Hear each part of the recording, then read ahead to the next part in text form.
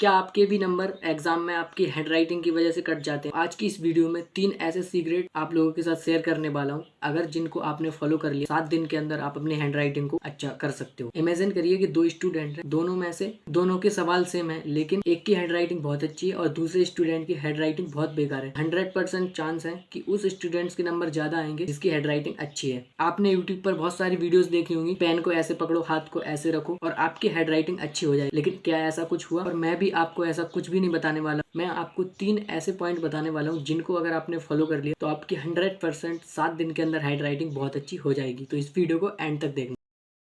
3 सबसे बड़ी मिस्टेक हम लोग क्या करते हैं। पहला, बैड राइटिंग। दूसरा है स्लो राइटिंग, हम बहुत स्लो लिखते हैं। तीसरा है कि एग्जाम के स्टार्टिंग में तो हम बहुत अच्छा लिखते हैं, जैसे ही एग्जाम का टाइम निकलता जाता है तो लास्ट में हम बहुत ही बेकार लिखते हैं। अब आते हैं अपने मेन पॉइंट। तो सबसे पहला पॉइंट है हमारा वार्म अप एक्सरसाइज। तो वार्म अप एक्सरसाइज में आपको करना क्या है? तो वार्म अप एक्सरसाइज में आपको कुछ इस तरीके से करना है और इसको आपको डेली करना है। जब भी आप कुछ लिख रहे हो या नहीं भी लिख रहे हो तो आपको इसकी 1 हफ्ते तक डेली प्रैक्टिस करनी है। मिनिमम 5 मिनट आप एक खाली पेज ले लीजिए और उस पर आप इस एक्सरसाइज को कंप्लीट करिए। तो आपको मिनिमम 7 दिन करना है और आप फिर देखेंगे आपकी हैंडराइटिंग काफी इंप्रूव होगी। दूसरा पॉइंट है एनालिसिस योर हैंडराइटिंग। पॉइंट में हम सबसे 5 गलतियां करते हैं। पहला पॉइंट है गैप बिटवीन वर्ड। हम जो भी लिखते हैं उसमें बहुत ज्यादा गैप दे देते हैं। फॉर एग्जाम्पल, मैं अपना नाम लिखता हूँ, माई नेम इज गोलूपाल, तो आप इस तरीके से देख सकते हो। अगर मैंने इसमें बहुत ज्यादा गैप दिया तो ये बिल्कुल भी अच्छा नहीं लग रहा है। ऐसे ही मैं अगर इसको अच्छे से लिखूं जैसे लिखता हूँ नॉर्मली, माई नेम इज गोलूपाल, तो आप देख सकते हो कितना अच्छा लग रहा है, देखने में भी, सामने वाले को देखने में भी अच्छा लगेगा। तो ये गलती आपको नहीं करनी है। दूसरा पॉइंट है हमारा बिग और स्मॉल साइज ऑफ लेटर। क्या करते हैं,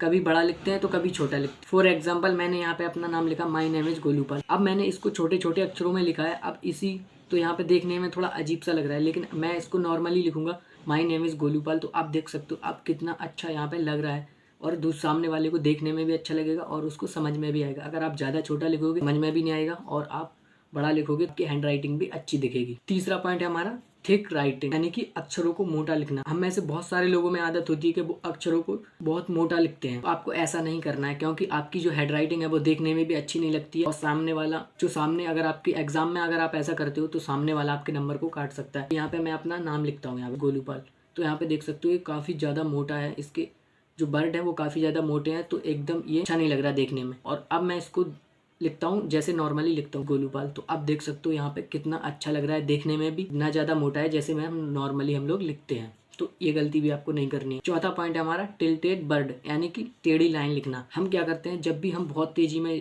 लिखते हैं, जैसे अगर हम एग्जाम दे रहे हैं, मान लो हमारा टाइम कम बचा है, 10 से 15 मिनट बचे, तेजी में लिखते हैं तो हम क्या करते हैं कि लाइन को टेढ़ा कर देते हैं। जैसे यहाँ पे मैं लिखता हूँ माई नेम इज गोलूपाल, तो अब यहाँ पे देख सकते हो ये टेढ़ी लाइन लिखी हुई है, तो ये देखने में अच्छी नहीं लग रही है। अब इसी को मैं सही तरीके से लिखता हूँ नॉर्मली एकदम सीधी, माई नेम इज गोलूपाल, देखो ये कितनी अच्छी लग रही है। तो आपको ये गलती भी नहीं करनी है, बहुत सारे लोग ये गलतियां करते हैं। पांचवा पॉइंट है हमारा प्रॉब्लम विथ वन लेटर, यानी पहला अक्षर को बहुत बड़ा लिखना या फिर उसको आधा लिखना या फिर उसको छोटा लिखना और एंड के अक्षर है उनको बड़ा लिखना। ज्यादातर लोग क्या करते हैं, को छोटा लिखते हैं या फिर उसको आधा ही लिखते हैं। जैसे मैं लिखता हूँ जी को, देखो अपने आधा लिख दिया। फिर मैं लिखता हूँ पलक, तो उसमें भी पी छोटा कर दिया। मैं लिखता हूँ सचिन, तो उसमें भी ऐसे छोटा कर दिया। ऐसी चीजें आपको बिल्कुल भी नहीं करनी है। आपको एकदम पूरे वर्डों को अच्छे से लिखना है। पहले आपको पहला अक्षर, आपको जो भी आप लिख रहे हो पहला अक्षर आपको बड़ा लिखना है और जो एंड के अक्षर उनको छोटा छोटा आप लिख सकते हो। ऐसा नहीं करना है कि आप पहले छोटा लिख दो बाद में बड़ा बड़ा, तो ये गलती आपको नहीं करनी है। अब आते हैं हम तीसरे और आखिरी पॉइंट पर, improve your hand writing speed. इसमें आपको क्या करना है, आपको कुछ नहीं करना है, आपको सिंपली एक प्रैक्टिस करनी है जो कि ये एयर राइटिंग, यानी कि आपको 5 से 10 मिनट एयर राइटिंग की प्रैक्टिस करनी है, यानी कि आपको हवा में प्रैक्टिस करनी है।